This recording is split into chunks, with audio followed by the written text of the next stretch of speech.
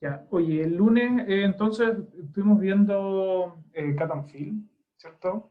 Y vimos esta presentación, entonces hoy día yo les comentaba que íbamos a hacer unos ejercicios, íbamos a ver algunos casos prácticos también, les quería mostrar un caso real, más que de Cut and Fill asociado a túneles y desarrollo de túneles y que tiene mucho que ver también con el trabajo, con el TIA número 2.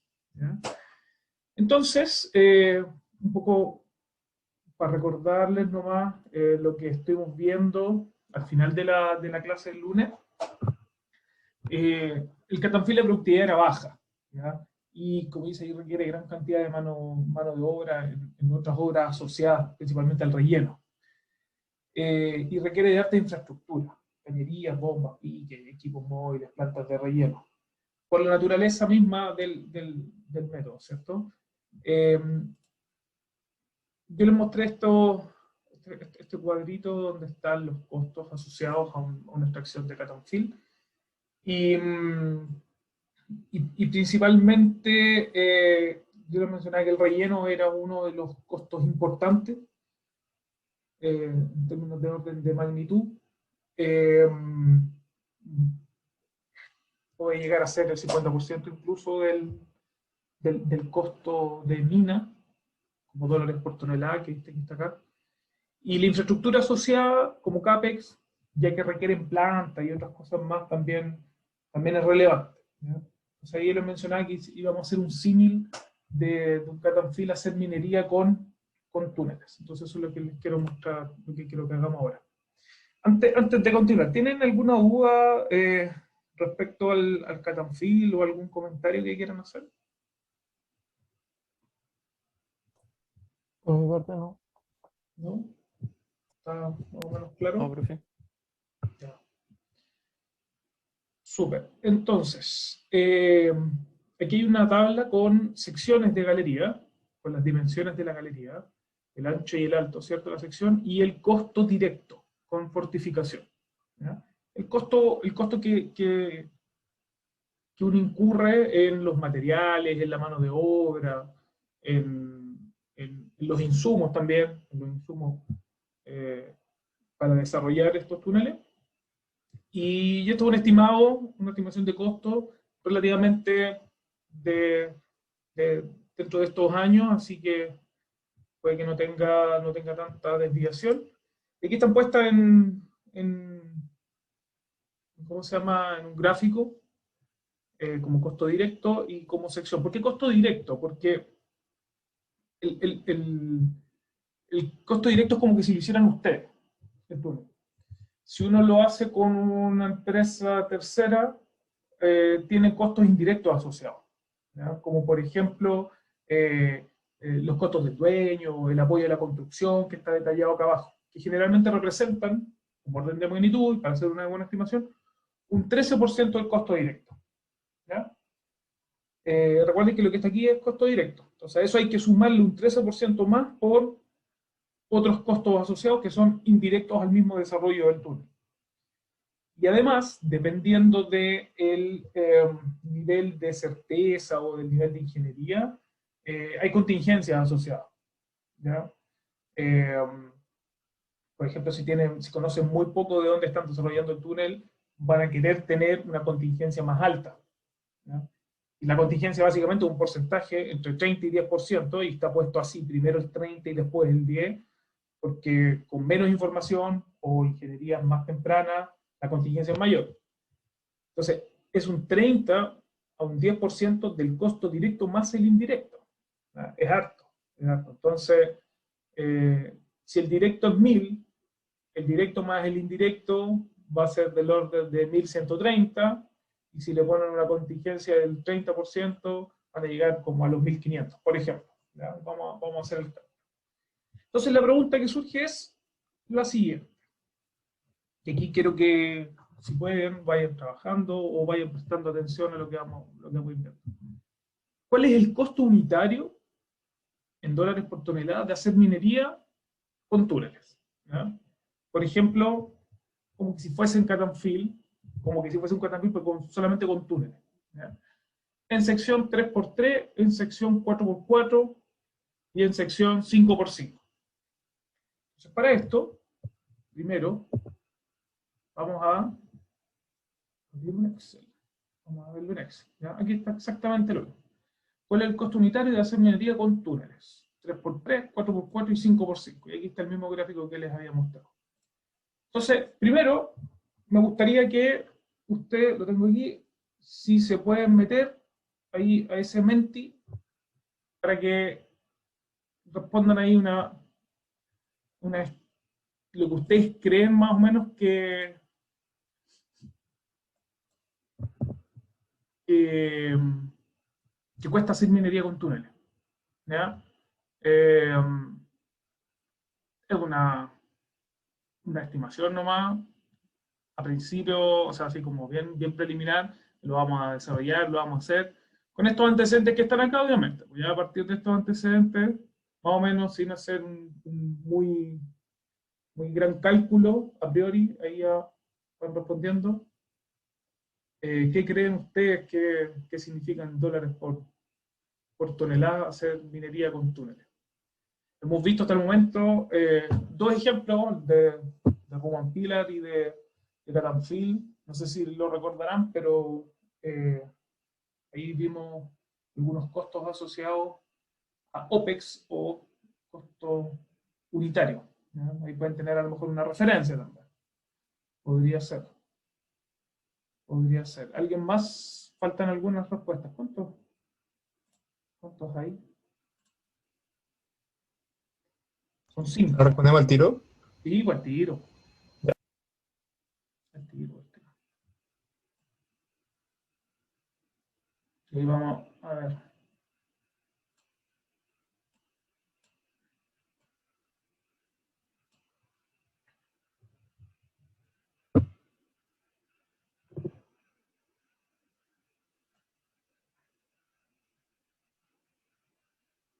Ya, ahí hay otra respuesta más. ¿Alguien más? Faltan.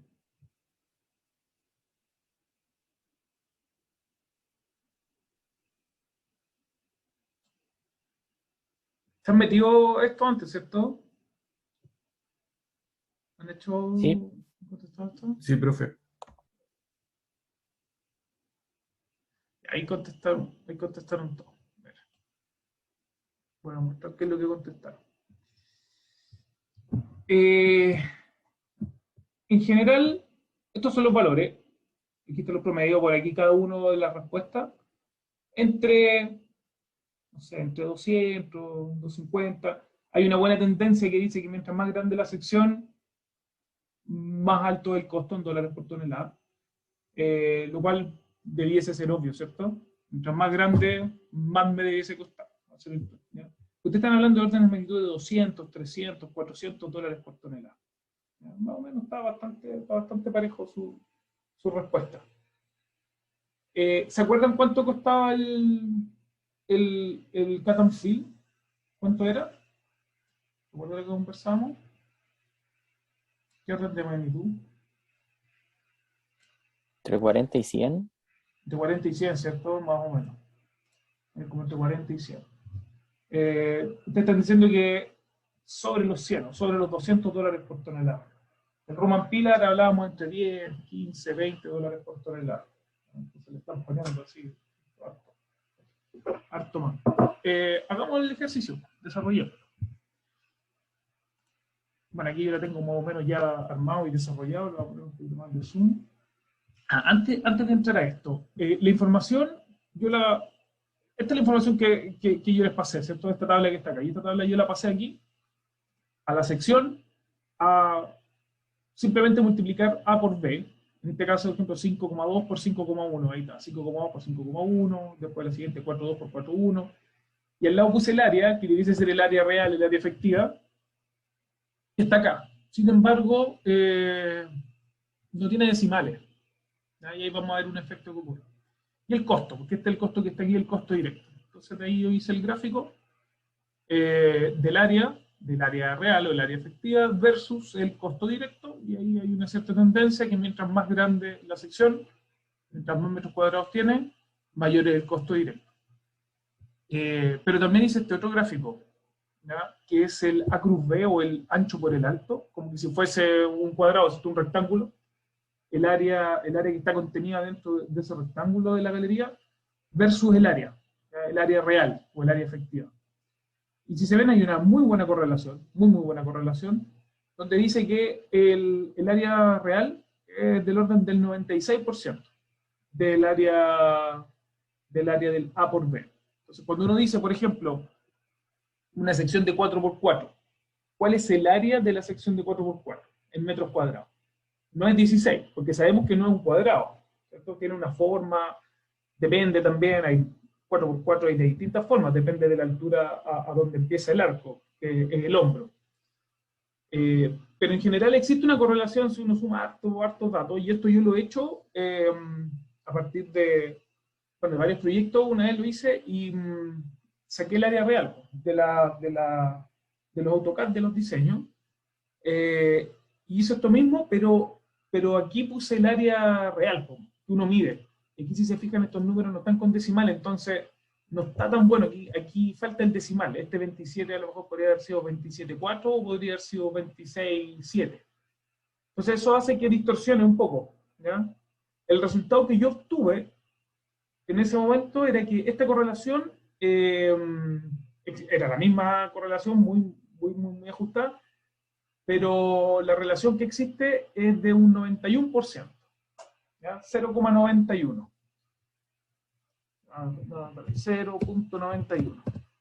Eso quiere decir que, por ejemplo, para una galería de 4x4, una galería de 4 de ancho por 4 de alto, el área efectiva o el área real es 4 por 4 por 0,91. 14,56 metros cuadrados. Y eso anda bastante bien. ¿Ya? Como una primera aproximación. Bastante bien. O un 5 por 4, que 5 por 4 son 20, ¿cierto? 20 metros cuadrados. El área efectiva real es 18,2 metros cuadrados.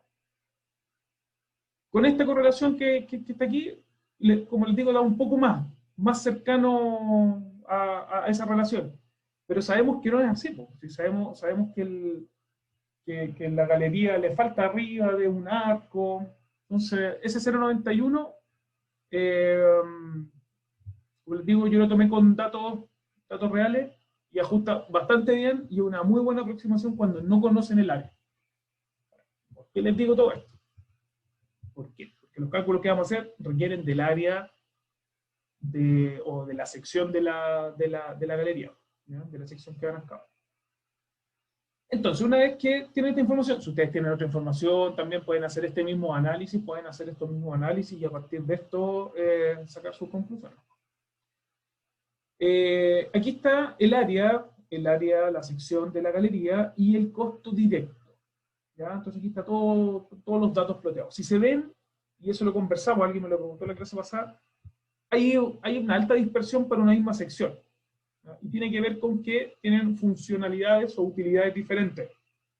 Por ejemplo, una galería a lo mejor del orden de aquí de 4x4, estas que están por acá, una es, por ejemplo, para la galería de hundimiento, y vale $3.000 el metro, y la otra es para una galería de producción, por ejemplo, que tiene una fortificación mucho más pesada, y vale el doble, $6.000 por metro.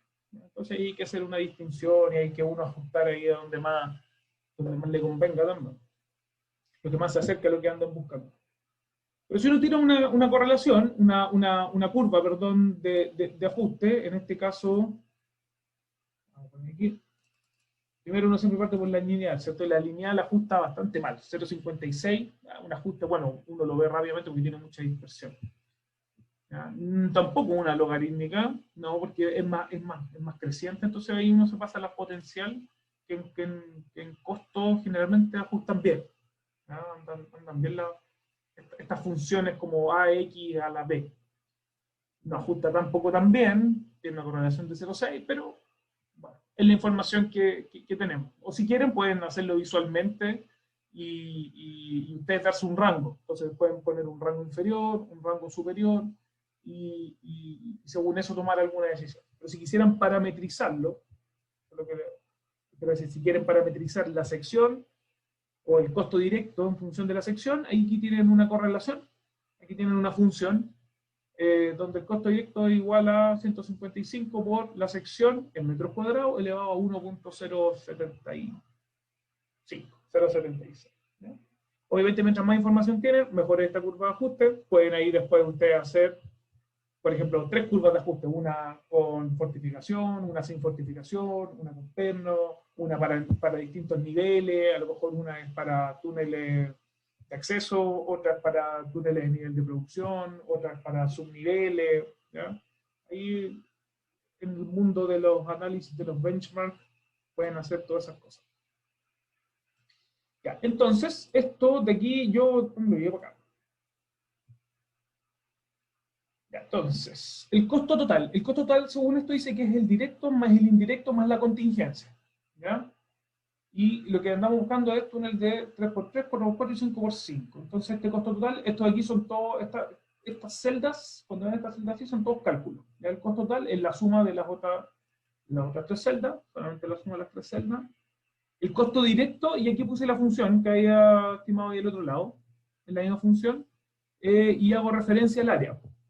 Entonces aquí tengo que poner la galería. Este es el A y este es el B. Entonces, para la galería de 3 por 3 metros, ¿cierto? El área sabemos que no es 9 metros cuadrados, sino que, ahí aplicando el factor de 0.91, son 8,19 metros cuadrados. Entonces, va a buscar, bueno, no va a buscar, pues según esta relación, 8,19 metros cuadrados que está por aquí, en la curva, esta que está aquí, 8,19 da un costo directo de $1.491 por metro. Después, el indirecto. El indirecto es un valor que depende de lo que usted ponga. Dice que es más o menos 13%, pongamos el 13%. Entonces son $194 más. Y la contingencia, como les mencionaba, depende de la estimación o del nivel de ingeniería. Entonces, tanto un 30, un 10%, pongamos, no sé, cualquier valor. Por ejemplo, un 15%. Un 15%. Y con eso, entonces, el costo total son casi $2.000 el metro para una galería de 3x3. Vamos a dejarla aquí, 3x3, 4x4, 5x5. ¿No? Esto lo vamos a dejar entonces aquí. Ese es el valor. ¿No? Ya. Hacemos lo mismo para 4x4 y nos da que son $3.600. Y para 5x5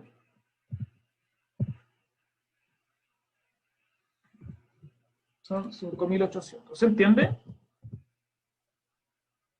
¿Tienen alguna duda? ¿Están siguiendo, cierto? Sí, profe. Sí, sí. Ya.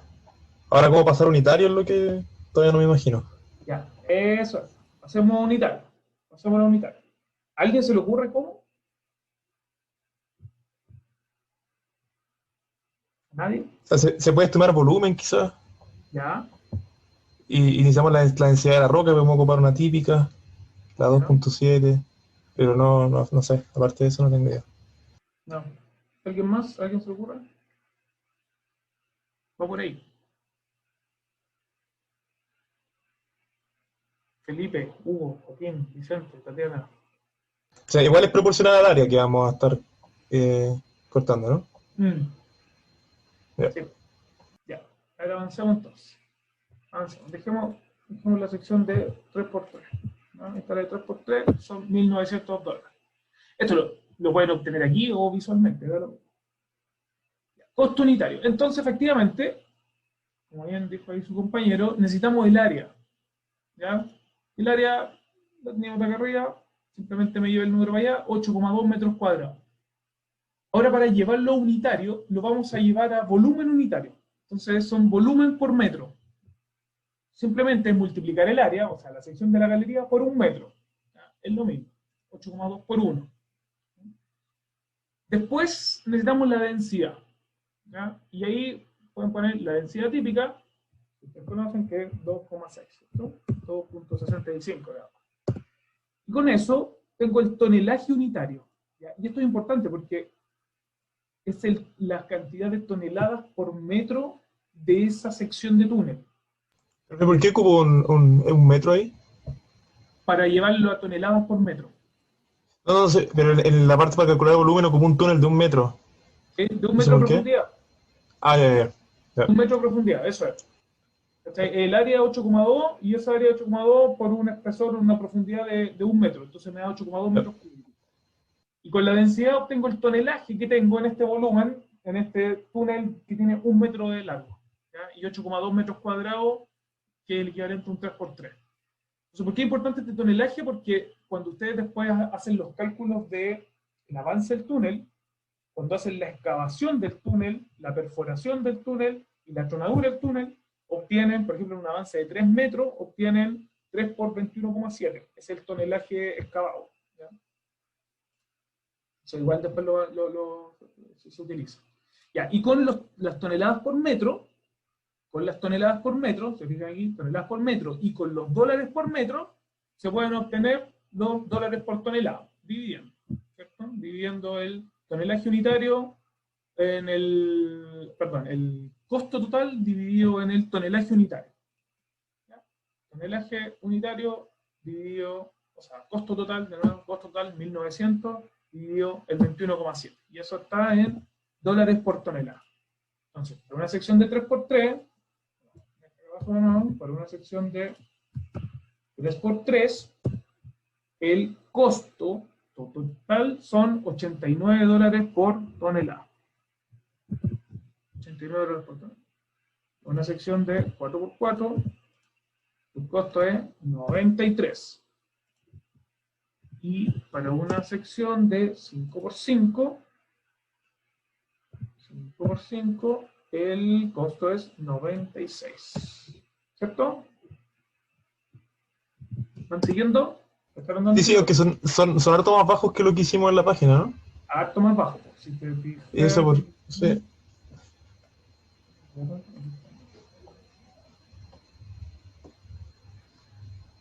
200, 300, 400, está mucho más cerca del orden de 100.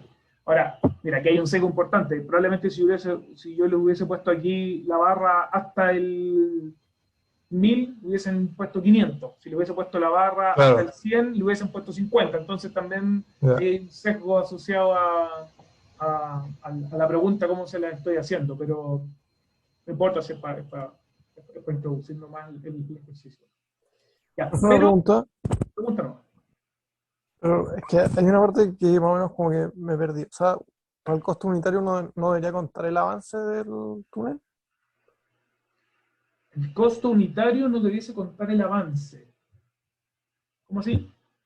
Como por ejemplo, si yo digo que la idea es que avance 3 metros, el costo unitario igual lo hago solamente por un metro o lo hago por los 3. Ya, no, te entiendo. Mira, en general, depende del tipo de roca, pero en general, para hacer la excavación, lo vamos a ver después en el otro ejercicio, por ejemplo, un túnel de 4x4, ¿ya? Se realiza con equipos que permiten hacer avances de 3 metros, de 3,2 metros, de 3,5 metros. ¿Ya? Si tú parametrizas todo, lo puedes llevar todo ese volumen a un metro, igual. Lo que está aquí es el resultado real de la estimación o de lo que le resultó de hacer estos túneles, ¿ya? Estos puntitos que están acá. Entonces, por ejemplo, ellos hicieron contrato, había un contrato de un túnel de 1000 metros, ¿ya? De 1000 metros. Y hicieron la excavación, hicieron el desarrollo del túnel, y si dividen el costo total de ese túnel por 1000 metros, le daba, en el caso del 3x3, 1938 metros, por ejemplo. ¿Ya? Es una forma de parametrizarlo, de mostrarlo. Y si tú lo llevas ahora a dólar por tonelada, que para efectos de construcción de túneles de desarrollo no se utiliza, tú utilizas el costo por desarrollo, costo unitario en metros, ¿ya? Es dólar por metro. Pero el ejercicio de llevarlo a dólares por tonelada es para ver la magnitud que tiene el efecto de hacer minería solo con túneles. ¿Ya? Y eso es lo que les quería mostrar.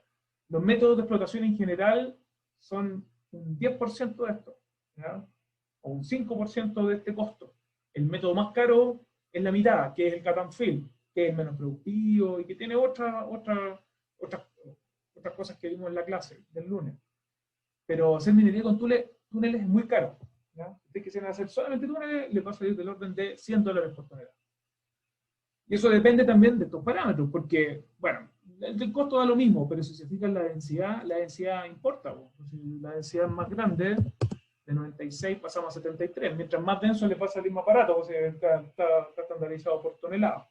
Entonces, ese es como el factor importante. Si quisieran hacer minería con túneles, estos son los órdenes de magnitud. Siempre lo pueden volver a calcular, pero es como un orden de magnitud más que lo que vamos a ver en los métodos. No sé si te responde eso un poco la pregunta. Sí, muchas gracias. Ya. El profe, el rajo era como $4 por tonelada o menos, 0,4. ¿Cuál? ¿El rajo? Sí, pues, como 4, sí, un par de dólares. Un par de dólares. Lo que pasa es que recuerden que en el rajo mueven mineral y también mueven estéril. Eso lo van a ver después ahí con el profe. Entonces, el costo mina es el costo de mover el mineral, el costo de mover el estéril, y eso podría ser un par de dólares. Un par de dólares por tonelada. Ya. Este es como el primer resultado. ¿Ya? El orden de magnitud que es más caro. Ahora, ¿qué implicaría esto? Por ejemplo, veámoslo en la ley de corte. En la ley de corte. Imaginemos un caso donde tienen un mineral que está distribuido de una manera, un yacimiento, de una manera en la cual solamente pueden hacer minería así, con túneles. ¿Ya? Consideren el túnel más chico, va a ser el túnel más chico, un túnel de 3x3, ¿ya? Donde sale $2.000 el metro. A lo mejor podría ser un poco más barato porque a lo mejor consideren que 3x3 da contingencia 3 y van a poner un 10% de contingencia porque saben harto, bien barato. La densidad es la misma, $85 por tonelada. Un yacimiento, y aquí es donde empiezan las cosas que van a ver que no tienen mucho sentido. Por ejemplo, un yacimiento de cobre. ¿Ya? Un yacimiento de cobre. ¿Cuál sería la ley de corte que quería que paguen los costos de mina? Estos costos de mina de $85 por tonelada. ¿Ya? Ni siquiera nos podemos meter con el costo planta, solamente el costo de mina. Entonces aquí está... 0,6 para arriba, algo así, ¿no? Una ley de corte de 0,6 para arriba, amigo. 0,6, ya. Tú dices 0,6, ¿alguien dice otro? O sea, Chucky Subte tiene como 0,6 y 0,7, ¿no? No. No, Chuquisubte menos. La ley de corte crítica es como el orden del 0,3. Porque el costo... Y esa, claro, pero esa es block caving. Por eso, entonces, okay. Entonces pongámosle 0,6. No. El doble de eso. No, más todavía, mira. Pero mira, hagámoslo. Ya, el beneficio aquí es el ingreso menos costo. ¿Ya? Ingreso menos costo. Entonces, los ingresos aquí van a depender, la típica fórmula, el precio, la recuperación, la ley media. Y los costos, vamos a poner solamente los costos mina, no vamos a poner costo planta. ¿Ya? No vamos a poner costo planta. Entonces, precio menos costo de venta, en dólares por libra, el precio ahora está más de $3, menos el costo de venta, pongámosle $3. $3 la libra. Ya es un precio bueno, La recuperación, típico 89%, una planta de explotación, por ejemplo. Y la ley media. Entonces tú decís 0,6. Si ponemos 0,6% cobre, el beneficio es unitario, no estamos diciendo por tonelada, te da negativo. $50 por tonelada. ¿Okay? La ley de corte crítica es aquella que el beneficio se hace cero. Entonces, para hacer eso, hacemos rápidamente un buscar objetivo, donde definimos aquí que esta celda sea con el valor 0, cambiando la celda la ley. A ver qué nos da. 1,45. ¿Okay? 1,45 como ley de corte crítica. ¿Ya? Por lo tanto, recuerden en la curva tonelaje ley, si la ley de corte es 1,45, la ley media es mucho más, porque es la ley mínima, de ahí para arriba. ¿Ya?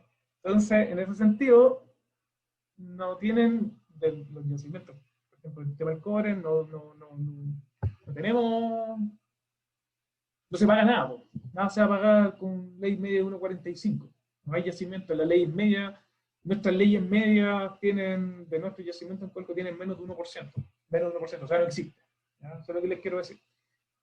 Ahí podría haber hecho un ejemplo, no lo puse, con el tema del oro, haber puesto el oro, el típico precio del oro, los otros parámetros son iguales, y ahí van a ver que también pues, van a dar leyes sobre 4, 5, 7 ppm, cosas súper de ese tipo. Y ahí se empieza a aparecer un poco las leyes medias de los yacimientos que son explotados por cut and fill. ¿Ah? ¿Se entendió esto? Mira, fíjense, por ejemplo, cuando hacemos, y esto es una galería chica, pues si fuese una galería grande, 5x5, lo cual tampoco tiene mucho sentido, aquí ya estamos haciendo ficción. Y hacemos esto mismo. Que sea 0, cambiando la celda de aquí. 1,57. ¿Eh? Es más grande. Tiene que ir andando. Y ojo que esto no tiene la planta. Y la planta pueden ser $10 más al tiro. $10 más en los procesamientos. ¿Ya? ¿Entendieron? ¿Se entendió esto? ¿Tienen alguna duda? Consulta, pregunta, sugerencia. Esto lo pueden hacer a cualquier método también. Ya, y otra cosa adicional también tiene que ver con la estimación del CAPEX. ¿Cuánto van a gastar? De aquí entonces nos vamos a meter con un tema que se llaman, lo podemos mostrar, una cosa que se llaman los factores tecnológicos. ¿Ya? Esto puede ser también de benchmark o de información, por ejemplo, de otra zona de su proyecto, como es esta, donde ustedes tienen, por ejemplo, 4 tipos de galerías. ¿Ya? Y aquí el costo asociado, más que el costo, sino que el factor tecnológico, y ahí le voy a explicar el tiro, asociado a una excavación y fortificación de una galería de este tipo que está aquí, que es un código de sección de excavación 4x4,6 y fortificación pernomaya. ¿Ya? Entonces, este tipo de galería tiene un factor tecnológico de 0.0000223. Está también asociado al block caving, pero lo que quiere decir esto, este factor tecnológico es metros de esta galería por área basal, por metro cuadrado del yacimiento o del el lugar de la mina, por metro cuadrado de mina, por decirlo de alguna manera. Esta otra galería tiene este otro factor tecnológico y así cada uno asociado. ¿Ya? ¿Cómo lo calculan? ¿Cómo se calcula este factor tecnológico? Una vez que tienen, por ejemplo, implementado una mina, suman todos los metros de esta galería y lo dividen por los metros cuadrados totales del área donde está emplazada esa mina. Y eso les da este valor, 0,0000223. ¿Para qué sirve? Cuando ustedes quieren utilizar esto en otro proyecto, en una extensión de la mina, pueden ocupar este factor tecnológico. No es necesario hacer el diseño, ¿ya? Hacer el diseño de nuevo, sino que ya saben que este tipo de galería tiene este factor. Entonces, en una nueva mina o en un nuevo sector, puedo ocupar esto de manera similar, no para reemplazar el diseño, pero para hacer las estimaciones de cantidades. ¿Se entiende? ¿O no? O sea, son los metros de la mina cubiertos por esa protección, básicamente. O sea, está un ratio de eso.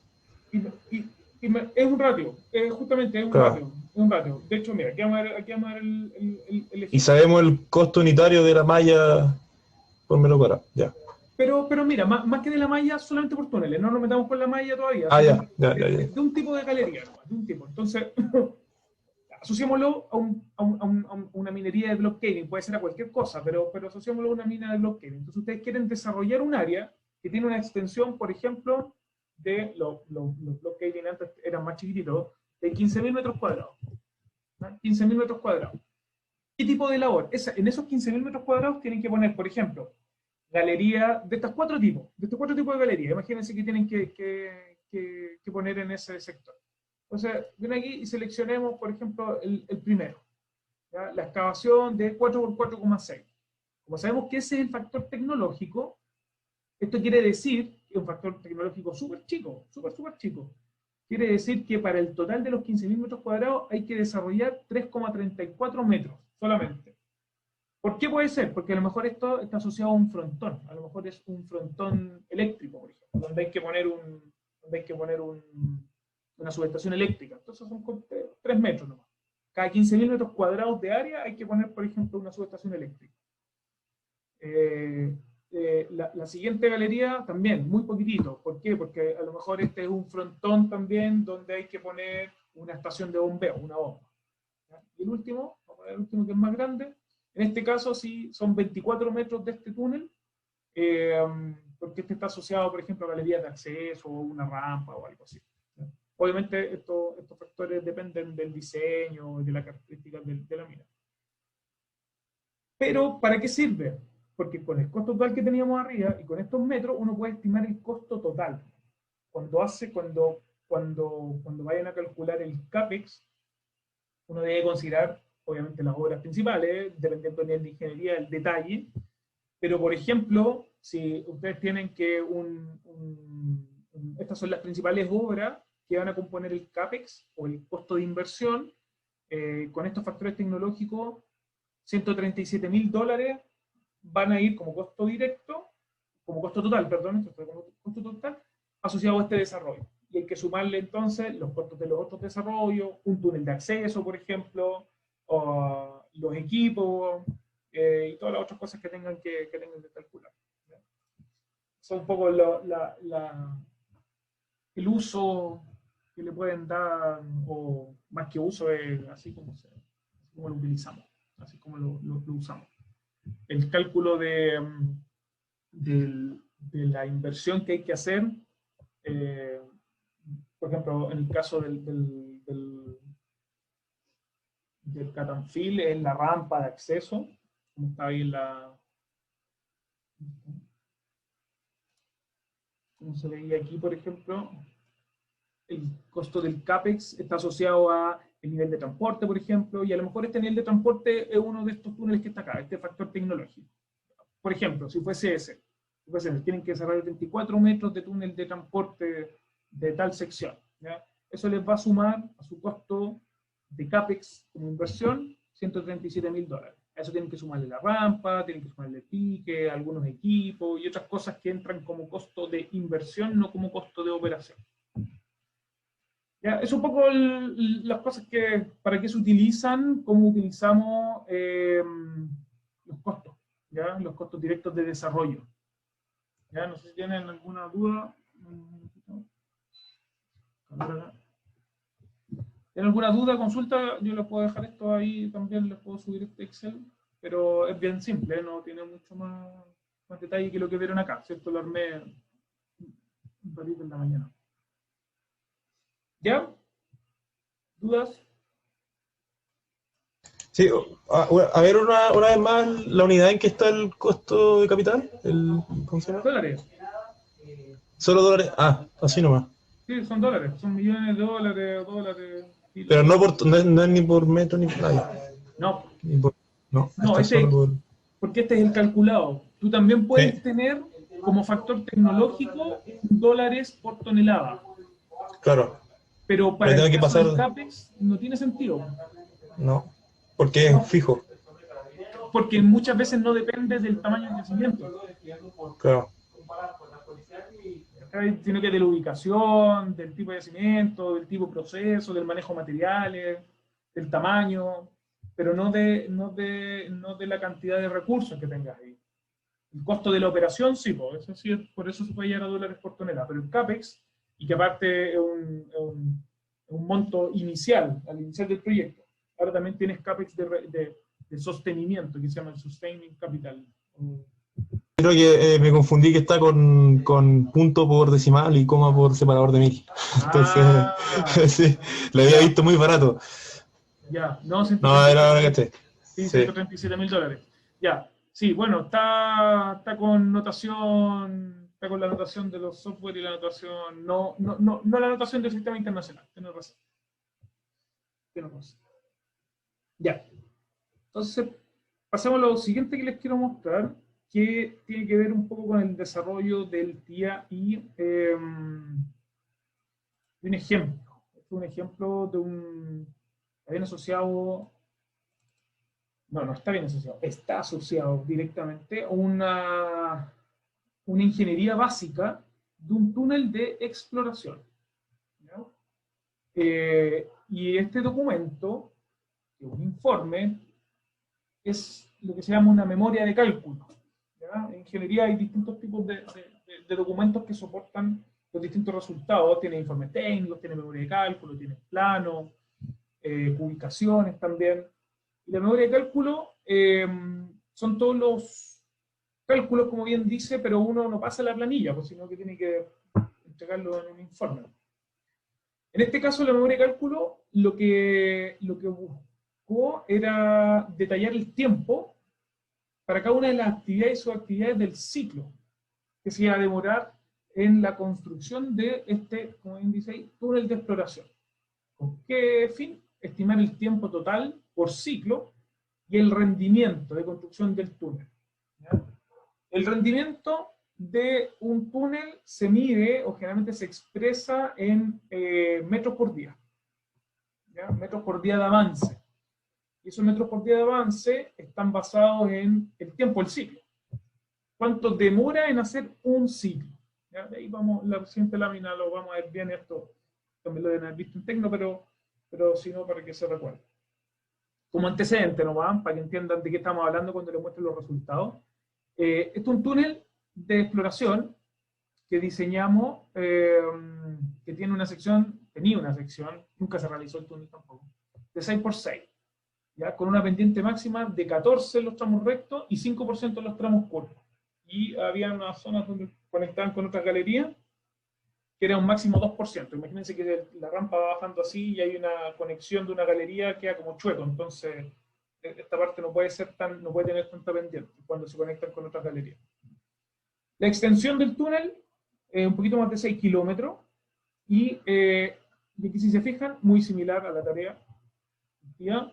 Había una parte que está emplazada en unidad volcánica y otra en grava, ¿ya? Con obviamente calidades de la roca diferentes. Esto es muy típico también, porque en general la construcción, desarrollo de túneles pasan por donde tengan que pasar, no, pueden ser por muchos o múltiples tipos de roca y no roca también. La grava, de hecho, es más bien un suelo, no una roca. Bueno, y aquí en este caso relleno, y esto es así, la grava se encuentra en los primeros metros desde el portal. ¿Ya? Y aquí algunas propiedades de las unidades geotécnicas, densidad, y 267, 236, hay otras propiedades más también. Y esto es importante, esto sí es importante porque esto condiciona un poco los resultados del ciclo. La construcción del túnel está definido para que se realice con 2 turnos al día, de 12 horas. ¿Ya? 2 turnos por día de 12 horas. Generalmente la construcción ocupa este turno, la construcción y desarrollo, y la operación puede ser este turno o el turno de 8 horas. ¿Ya? 3 turnos por día. Entonces, aquí definimos qué es el ciclo del túnel. ¿Ya? Básicamente, es como lo mismo que yo les mostré en la primera clase, si no me equivoco, lo que probablemente vieron en Tecno, pero tiene un nivel de detalle un poquito mayor. El ciclo del túnel parte con el inicio de turno, colación y salida del turno. Se finaliza, pero parte con son tiempos que hay que considerar, porque son no despreciables. Parte con el ciclo de perforación, carguido explosivo, la tronadura al frente, la ventilación y la evacuación de los gases, el carguido, la cuñadura y la instalación de la fortificación. ¿Ya? El mismo bonito que tengo. Ese es como el típico ciclo del desarrollo de un túnel. Aquí están detallados con otro nombre. Ahora, cada una de estas actividades tiene a su vez una infinidad de subactividades, que es súper extensa. Y el objetivo es determinar cada uno de los tiempos de esas subactividades, que a su vez componen cada una de estas actividades y que en el macro definen el tiempo que se demoran en extraer o en realizar un ciclo. ¿Ya? Entonces, con este tiempo, y por el otro lado, van a tener la cantidad de metros desarrollados o toneladas extraídas. ¿Ya? Entonces, con eso pueden determinar el rendimiento en metros por horas, y eso lo pueden llevar con una base efectiva de utilización a metros por día, o toneladas, o lo que se le ocurra. ¿Ya? Entonces hay que hacer 2 cálculos. Por una parte, el ciclo, cuánto se demora, y por lo otro, cuánto se avanza por ciclo. ¿Ya? Entonces, aquí yo tengo el detalle. Si se fijan, para cada una de esas actividades, para cada una de esas actividades, y brevemente ahí voy a mostrar los resultados, cómo se subdivide, ¿ya? O cómo se compone. Por ejemplo, el inicio del turno parte con la entrega de las instrucciones para el turno, ¿ya? Después hay una charla de seguridad y después hay el transporte hasta la frente de trabajo, ¿ya? Y esto que está aquí se demora un tiempo. Por ejemplo, la entrega de las instrucciones serán 15 minutos, donde el turno saliente o el jefe del turno saliente y le dice al jefe de turno entrante cuáles son las novedades, el jefe de turno le comunica a su equipo cuáles son las instrucciones para el turno. Está definido 15, 20 minutos, puede ser dependiendo de si hay más o menos novedades. Generalmente siempre hay una charla de seguridad también, 5 minutos más, y ahí tienen 20 minutos. Y el transporte hasta la frente de trabajo depende. Depende de dónde estén, depende del yacimiento, si están afuera o están cerca. El transporte lo van a hacer en los buses grandes o en buses chicos. En el caso de Chuqui, por ejemplo, la mina Chuqui, el túnel tiene 7 kilómetros. El tiempo desde afuera hasta dentro de la mina, hasta el barrio cívico, es casi media hora. ¿Ya? Un poquito más de 20 minutos. En pendiente todo el rato, entonces se demora. Y aquí ya tienen, entonces, entre estas tres actividades, el inicio del turno, que tienen media hora menos, por ejemplo, podrían tener media hora, 45 minutos. La perforación del diagrama. Aquí se alcanzan a ver todas estas, aquí hay actividades y hay algunas cosas también que son input, ya no está todo. Por ejemplo, la sección y el perímetro de la excavación, el número de perforaciones, el tipo de equipo, grado de automatización, son todas cosas que ustedes tienen que definir para determinar el tiempo de perforación. ¿Ya?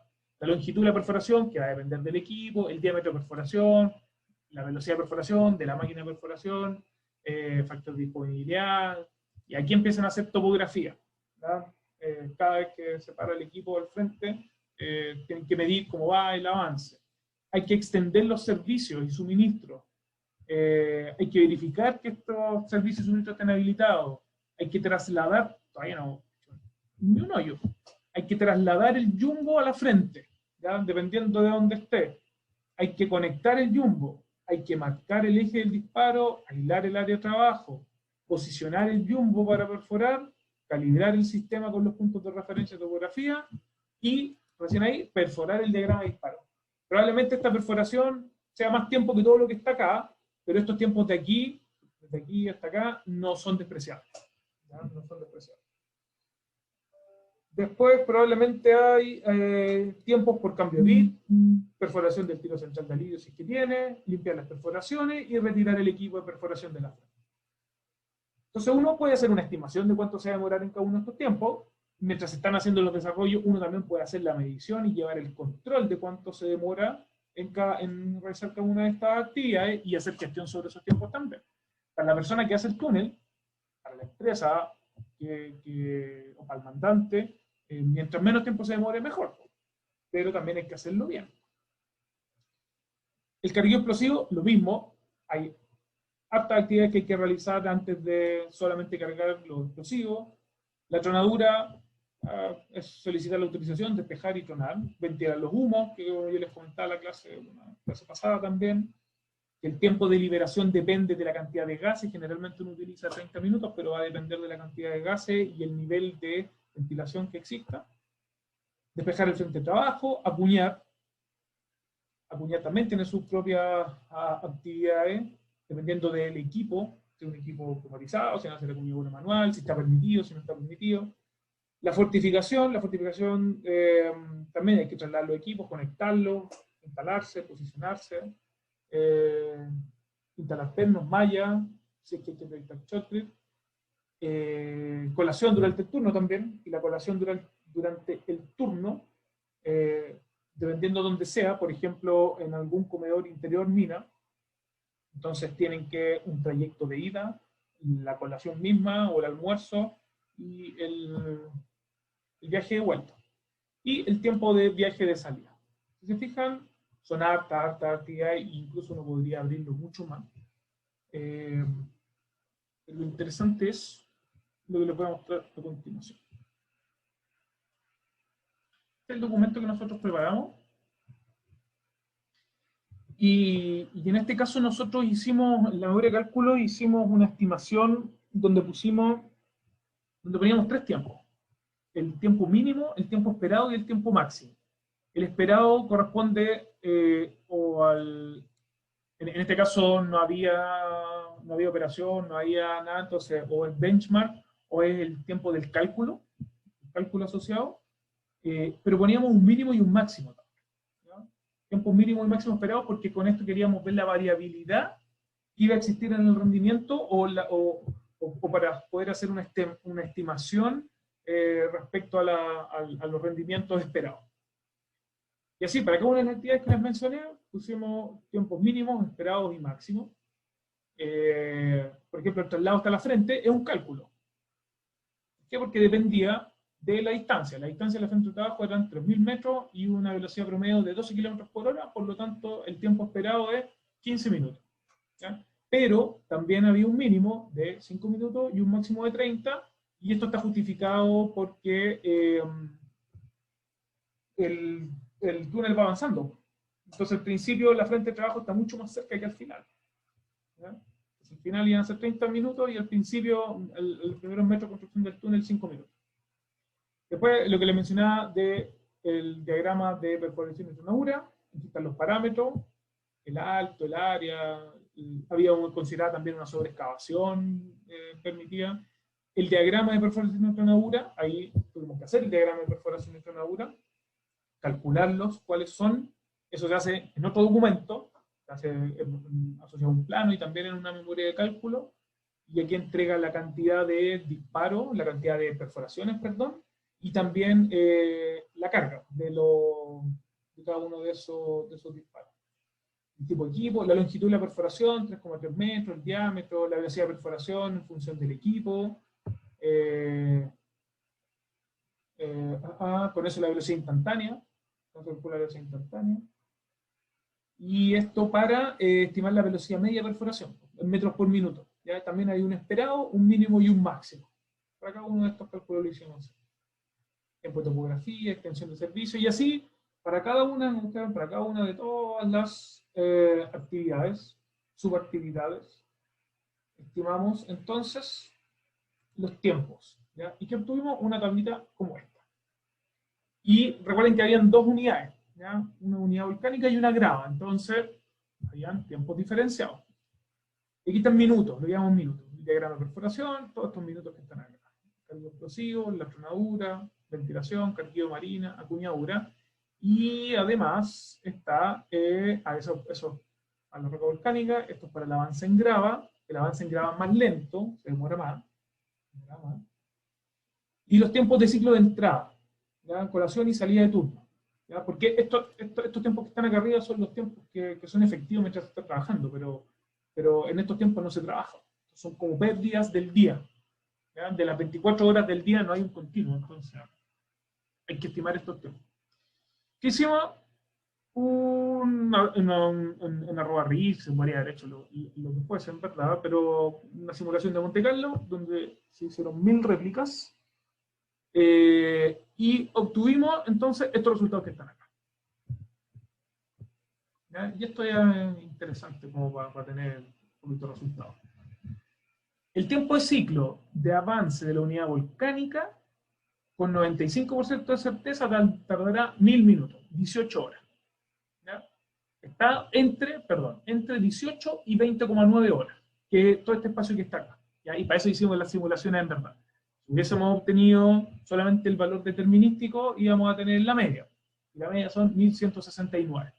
¿Ya? 1169 minutos. Entonces nosotros dijimos, mira, en verdad, con un 95% de certeza está entre 1000 y 1200 minutos, o 18,3 y 20,9 horas. Un ciclo. Es casi un ciclo al día. Casi un ciclo al día. Y para la otra unidad en grava está entre 28 y 30 horas. ¿Ya? ¿Te fijas? Un ciclo.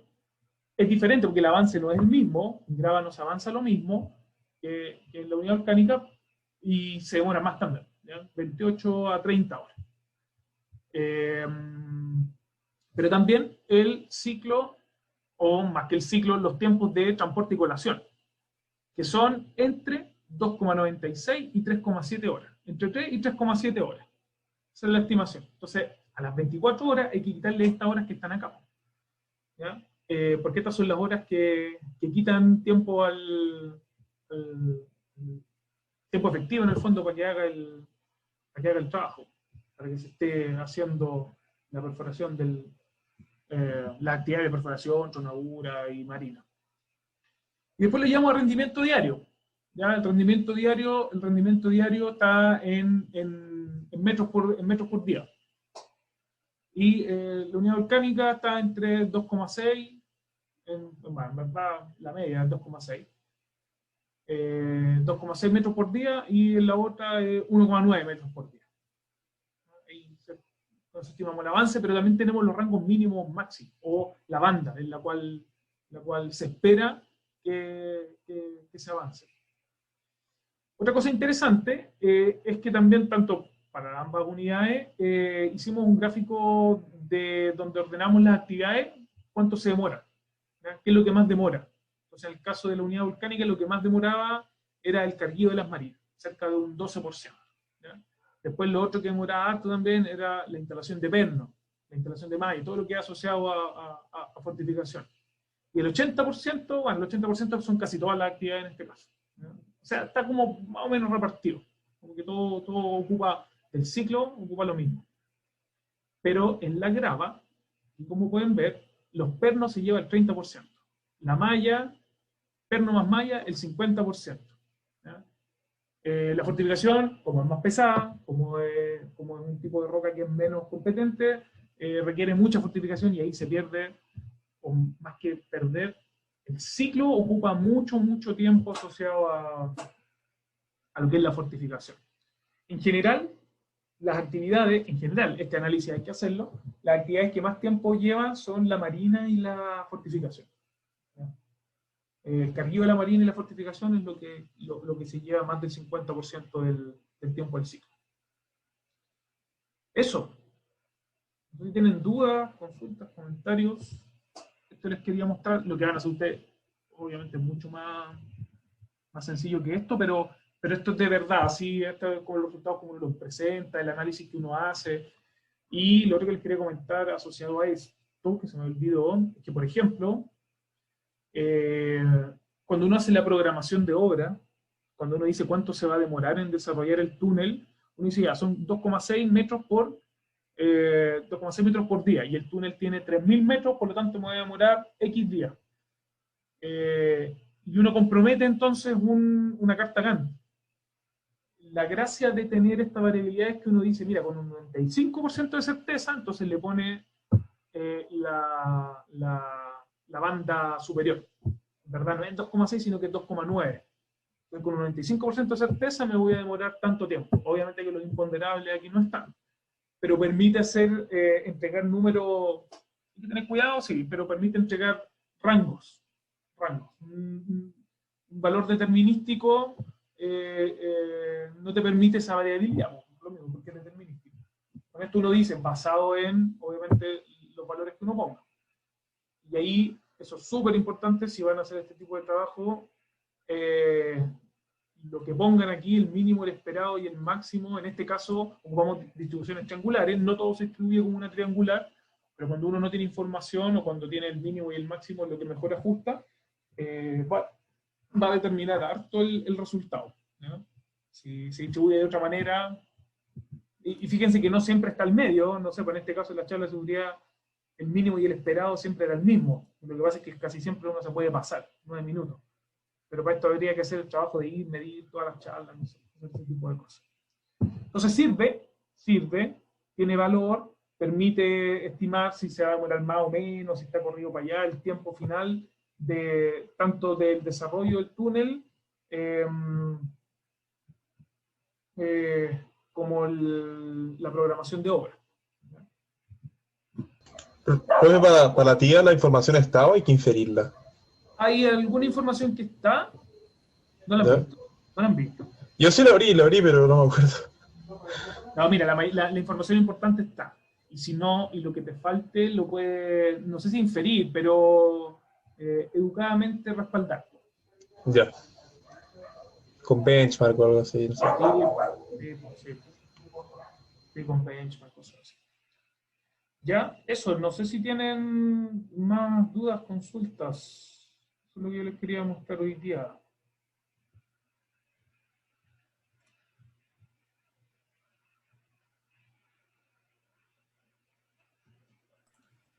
Puntualmente no tengo dudas. Y respecto a la tía tampoco, es que no la he abierto en verdad. Que recién terminé de hacer cosas esta semana. Voy a ver este fin. Respecto al día 1, yo espero que este fin de semana ya tengamos algún resultado, porque la idea es que justamente puedan incluirlo en el día 2, por si no van a alcanzar. Sobre todo los temas que son más de forma, por los de contenido son los resultados, pero las de forma. ¿Ya? Ahora con la Constanza van a haber otros ejercicios más también ahora, un ratito más. Y eso, pues, y el lunes volveríamos de nuevo